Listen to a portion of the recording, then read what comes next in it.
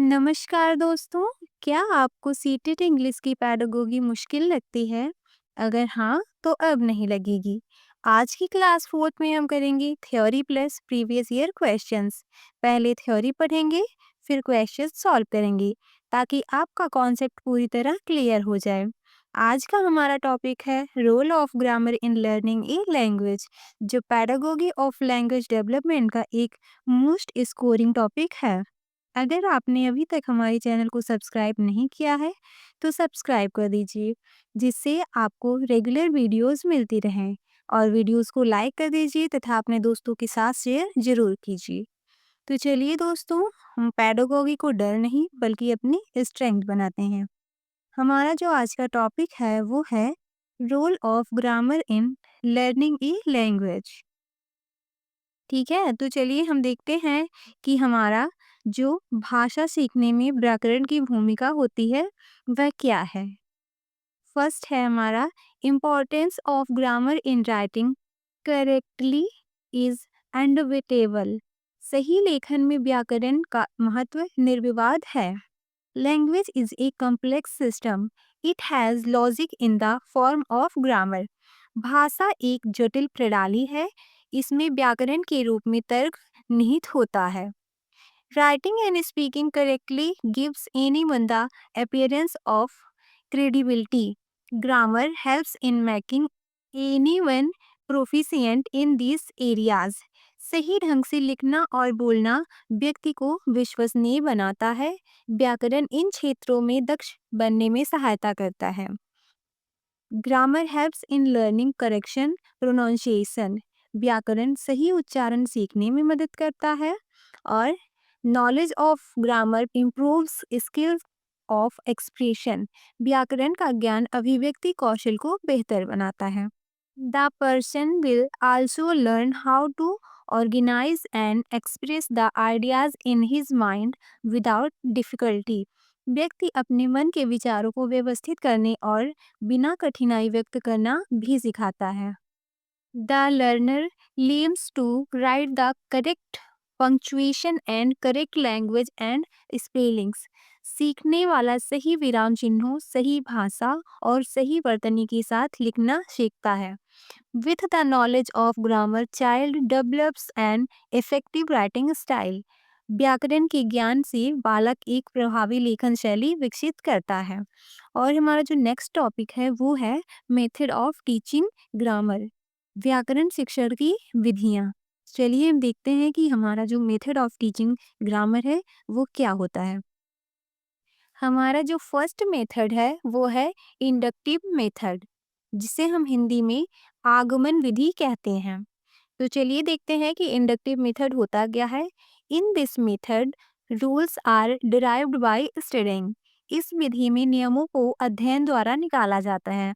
And experiences example and experiments directly. This teaching method is the student centred method which emphasizes the students learning by doing. अनुभवों, उदाहरणों और प्रयोगों के प्रत्यक्ष अध्ययन से यह शिक्षण विधि छात्र केंद्रित है, जिसमें करके सीखने पर बल दिया जाता है। And it is a psychological method. यह एक मनोवैज्ञानिक विधि है। तो चलिए हम देखते हैं कि इस मेथड में हम क्या क्या सीखते हैं। जो हमारा फर्स्ट है वो है फ्रॉम एग्जाम्पल टू रूल, जिसे हम हिंदी में उदाहरण के नियम की ओर कहते हैं।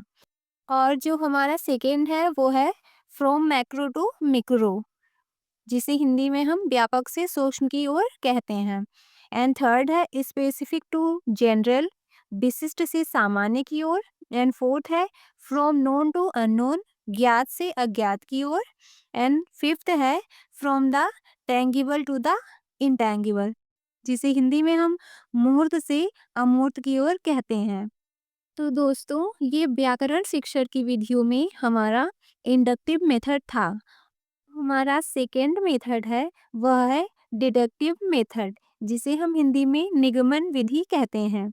तो चलिए दोस्तों, हम देखते हैं कि डिडक्टिव मेथड होता क्या है। In this method, the students are first given the knowledge of the rules, then those rules are explained by giving an example. इस विधि में विद्यार्थियों को सबसे पहले नियमों का ज्ञान दिया जाता है, उसके बाद उन नियमों को उदाहरण देकर समझाया जाता है। This method is called a teacher centric method in which the teachers teach all the rules.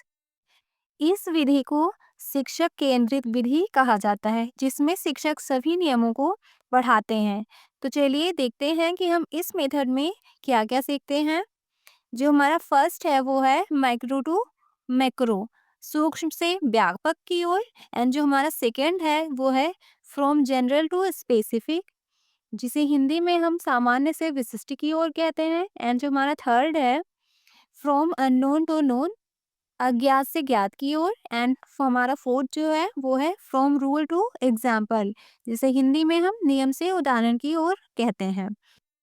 तो चलिए दोस्तों, अभी तक के हमने जितने भी टॉपिक्स पढ़े हैं उन्हीं से रिलेटेड नीचे कुछ क्वेश्चंस दिए गए हैं। तो चलिए हम उन क्वेश्चंस को अब सॉल्व करते हैं। हमारा जो फर्स्ट क्वेश्चन है वो है basic interpersonal communicative skills is known as. First option is language used for day to day communication, and B option is inter language, and C option is higher order language skills, and option D is language of abstraction. Our answer is option number A, language used for day to day communication. ठीक है? There are two major aspects of language proficiency that must be acquired by second language learners. Jim Cummins has identified these as basic interpersonal communication skills and cognitive academic language proficiency. It refers to the language that is necessary for day to day living, including conversations with friends and informal interactions.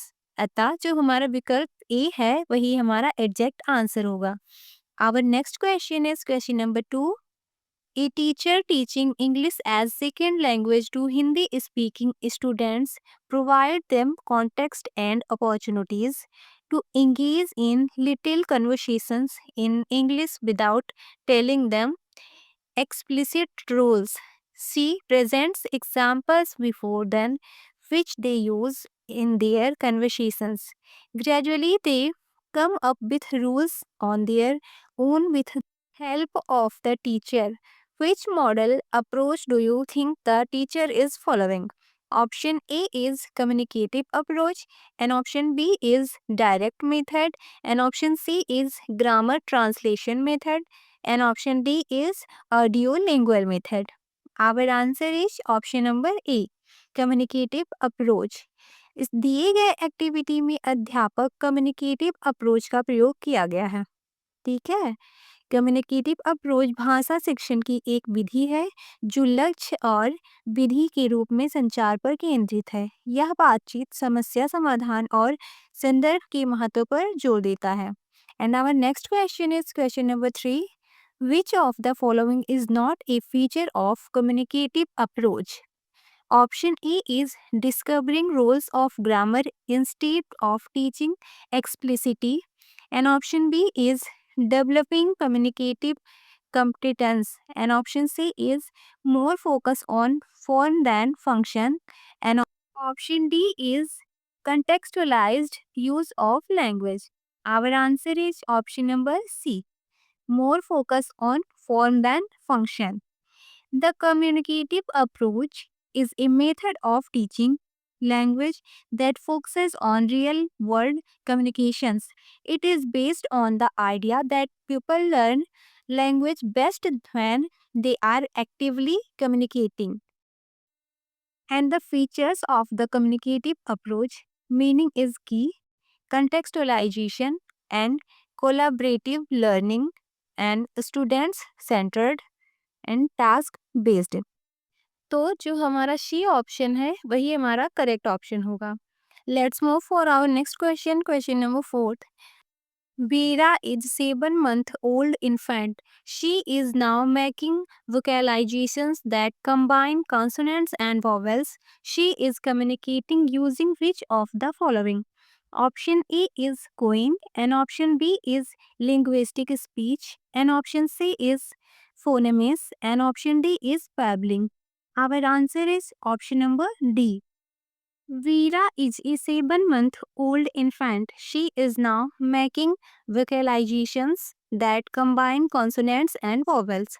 She is communicating using babbling. So our answer is option number D. Let's move for our next question, question number 5. What is productive vocabulary? Option A is words that we use in writing and speaking, and option B is words which are new to the reader, and option C is words which are recognized as we hear, and option D is words noticed when we read beyond the lines. Our answer is option number A. Productive vocabulary refers to a set of words that we use in different contexts and understand their meaning and uses. So our answer is option number A. Words that we use in writing and speaking. Let's move for our next question, question number 6. Deductive approach of teaching grammar advocates that B should first. Option A is provide practice through drills, and option B is present examples, and option C is present rules, and option D is present genuine communication. Our answer is option number C, present rules. Deductive approach of teaching grammar involves presenting the rules and explanations first, following by examples and exercise to illustrate and reinforce the rules. This approach is also known as the rule first or top down approach. And our next question is question number 7. Which of the following classroom practices helps a teacher to develop oral language among the student? Option A is practicing the correct pronunciation of new or unfamiliar words, and option B is chorus reading of the text with the teacher, and option C is chorus recitation of the poem after memorizing it, and option D is participating in role plays. Our answer is option number D, participating in role plays. In classroom practices helps a teacher to develop oral language among the students. By embracing role play in the classroom, students can develop essential skills, build confidence, and enhance their learning experiences. And now, our next question is question number 8. To teach tense in your class, you use two pictures of the same person, one picture taken 15 years ago and another just clicked. You indicate a talk in the class about his present and past, his appearance, his habits. Now you are using. Option A is rule based grammar, and option B is prescriptive grammar, and option C is structural grammar, and option D is pedagogical grammar. Our answer is option number D, pedagogical grammar. To teach tense in your class, you use two pictures of the same person, one picture taken 15 years ago and another just clicked. You indicate a talk in the class about his present and past, his appearances, his habits. Now you are using pedagogical grammar. Pedagogical grammar refers to the branch of linguistics that deals with the teaching and learning of grammar in a classroom setting. It involves the practical application of linguistics theories and research to inform language instructions. And now our next question is question number 9. One of the important features of is that the learners solve problems collectively either in a pair or in a group. Option A is structural approach, and option B is communicative language teaching, and option C is behaviorist approach, and option D is whole language approach. Our answer is option number B, communicative language teaching. One of the important features of communicative language teaching is that the learners solve problems collectively either in a pair or in a group. Communicative language teaching integrates reading, writing, and speaking, which can have students practice multiple skills at once. And now, our next question is question number 10. The students learn patterns of language by repeating model sentences that the teacher provides. They memorize set phrases and receive positive reinforcement from their teacher. When they perform the drills correctly, the teacher is using the option A is audiolingual method, and option B is communicative approach, and option C is total physical response, and option D is structural approach. Our answer is option number A. According to all questions, the students learned patterns of language by repeating model sentences that the teacher provides. They memorize set phrases and receive positive reinforcement from their teacher when they perform the drills correctly. The teacher is using the audiolingual method. So our answer is option number A. Let's move for our next question, question number 11. Learners are memorizing grammar rules and vocabulary, and large amount of work is done in their mother tongue. Which method is being used by the teacher into his language class? Option A is direct method, option B is natural approach, and option C is communicative teaching, and option D is grammar translation. Our answer is option number D, grammar translation. According to all questions, grammar translation is being used by teacher into his language class. Four learners are memorizing grammar rules and vocabulary, and large amount of work is done in their mother language. So our answer is option number D. Let's move for our next question, question number 12. Which one of the following is not correct about teaching grammar effectively? Option A is promote genuine communication, and option B is elicit relevant rules of grammar, and option C is provide practice in communication, and option D is learn grammar by memorizing its rules. Our answer is option number D, learn grammar by memorizing its rules. According to all questions, learn grammar by memorizing its rules is not correct about teaching grammar effectively. Let's move for our next question, question number 13. The smallest unit of speech in a language capable of altering the meaning of words is option A is morpheme, option B is phoneme, and option C is grapheme, and option D is word. Our answer is option number B, phoneme. Phoneme is the smallest unit of speech in a language capable of altering the meaning of words. Any of the perceptually distinct units of sound in a specified language that distinguish one word from another. So our answer is option number B. Let's move for our next question, question number 14. Which of the following is considered as the decoder? Option A is sender, option B is signal, and option C is channel, and option D is receiver. Our answer is option number D, receiver. The receiver is considered as the decoder or audience. The person who initiates a message in the communication process is called the sender. Hence, option D is our correct option. Let's move for our next question, question number 15. When the teacher refers to the rules for engaging in appropriate and effective communication in their class, then he or she emphasizes on option A is pragmatics, and option B is semantics, option C is phonology, and option D is morphology. Our answer is option number A. Pragmatics. When the teacher refers to the rules for engaging in appropriate and effective communication in their class, then he or she emphasizes on pragmatics. It outlines the study of meaning in the international context.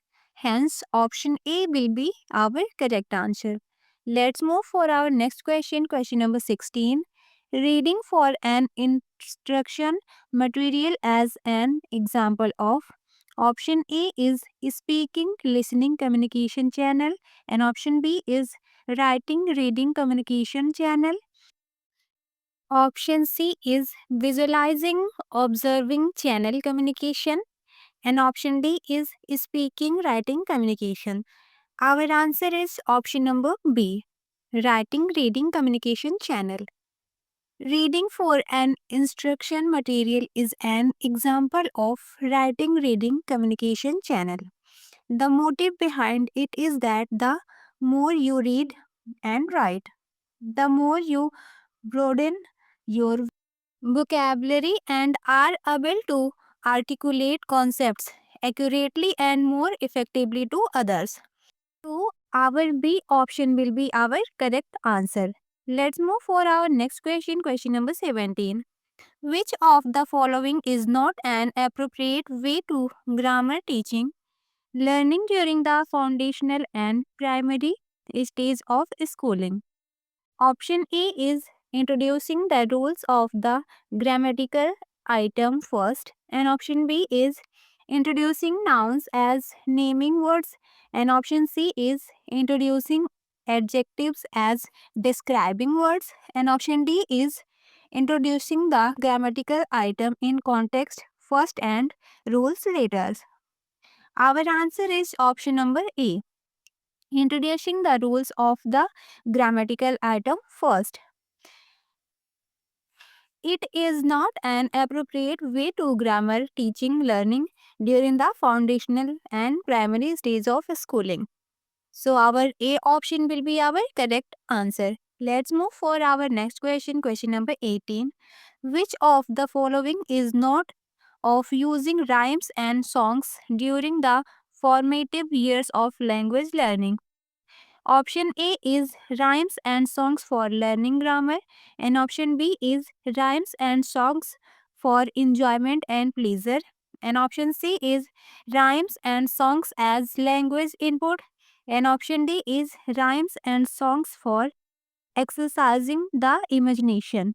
Our answer is option number A, rhymes and songs for learning grammar. It is not true of using rhymes and songs during the formative years of language learning, while the remaining options are true. So, our A option will be our correct answer. Let's move for our next question, question number 19. Shruti, a teacher of class 5th, forms groups and asks learners to work on web charts on various topics relating to their habits. What is this vocabulary teaching learning strategy known as?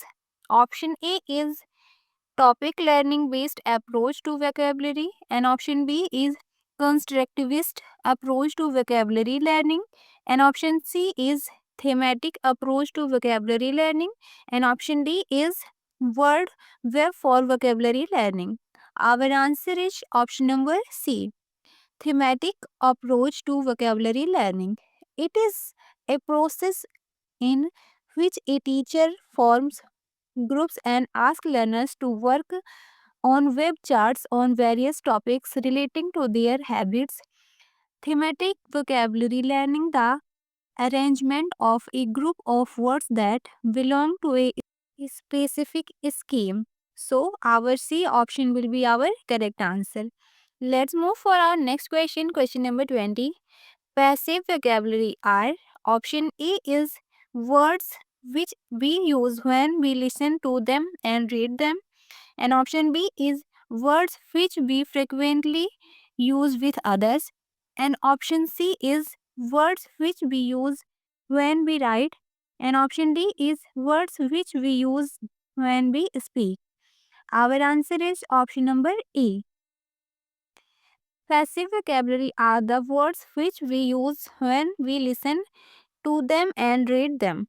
Passive vocabulary is the words which understand only but don't use it. So our A option will be our correct answer. Our next question is question number 21. External conditions communication under occurs imposes which various constraints on the language user. Physical conditions for speech do not include. Option A is clarity of pronunciation and option B is ambient noise and option C is poor production of print and option D is distortions. Our answer is option number C, poor production of prints. Physical conditions for speech do not include poor production of print, while the remaining options are not suitable. Hence, option C is our correct answer. Let's move for our next question, question number 22. Which of the following is not an effective task type for teaching vocabulary? Option A is dictation, option B is crossword, and option C is word list, and option D is recitation. Our answer is option number D, recitation. Recitation is not an effective task type for teaching vocabulary, while the remaining options are effective tasks for teaching vocabulary. So, our D option will be our correct answer. Let's move for our next question, question number 23. Mrs. Shanti is telling a story to her class. Her students are silent. After completing her story, she asks some questions. Some of the students give correct answers, some wrong, and the rest keep quiet. Which of the following statement is not true about the students who gave wrong answers or kept quiet? Option A is they listened without understanding, and option B is they listened attentively, and option C is they were only hearing, not listening, and option D is they listened understanding attentively and with. Our answer is option number D. They listen understanding attentively and with. If a teacher tells a story and after that asks some questions, some students give correct answer but some remain silent or give wrong answer. It means they listen the story without understanding or they only heard not understand the story. So from the given statements, statement D, they listened attentively and with understanding is not correct while remaining options are correct. So our D option will be our correct answer. Let's move for our next question, question number 24. Top down means attain to the overall meaning. What does bottom up mean? Option A is focus on the words and phrases of the text, and option B is focus on asking short answer type questions, and option C is focus on the gist of the text and abstract ideas. Option D is focus on pre-reading. Our answer is option number B. Focus on asking short answer type questions. Our answer is option number B. Kinesthetically is a sense mediated by end organs located in muscles, tendons and joint simulated and bodily movements and tensions. So our B option will be our correct answer. Let's move for our next question, question number 25. A teacher of class 3rd is presenting new vocabulary to the learners. Which one of the following is an effective way to present the new vocabulary? Option A is the teacher should try to explain a word's meaning in a situation in which it occurs. And option B is the teacher should write its meaning on the backboard and ask learners to learn it by heart. And option C is the teacher should tell them the antonyms of words and give the meaning in their language. And option D is the teacher should give them a concise definition of words. Our answer is option number A. The teacher should try to explain a word's meaning in the situation in which it occurs. An effective way to present the new vocabulary is option A. The teacher should try to explain a word's meaning in the situation in which it occurs. When a teacher of class 3rd is presenting new vocabulary to the learners, other options are not correct. Let's move for our next question, question number 26. Read the following statements and choose the correct option. Our statement is a certain use of phonetic spelling slows down the ability to learn to spell correctly, and reason when young children use spelling that they invented rather than conventional spellings, it does not slow down their ability to learn to spell correctly. Option A is true but R is false, and option B is A is false but R is true, and option C is both A and R are true and R is the correct explanation of A. And option D is both A and R are true but R is not the correct explanation of A. Our answer is option number B. ठीक है? A is false but R is true. For the above statements, the most appropriate option is B. A is false but R is true. Other options are not correct. Let's move for our next question, question number 27. The three states of phonological awareness are option A is syllabless words, sentences, and option B is sounds, pitch, tone, and option C is syllabless rhymes, phonemes, and option D is depth, speed, rhythm. Our answer is option number C, syllabless rhymes, phonemes. The three states of phonological awareness are syllabless, rhymes, and phonemes. Other options are not correct. Phonological awareness is the ability to recognize and manipulate the spoken parts of sentences and words. And our next question is question number 28.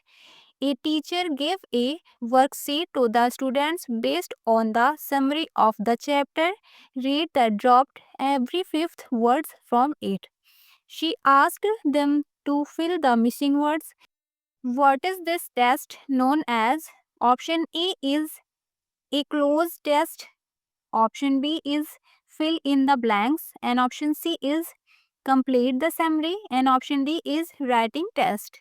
Our answer is option number A, a closed test. It is an exercise test or assessment consisting of a portion of language with certain words or signs removed, where the participant is asked to replace the missing language item.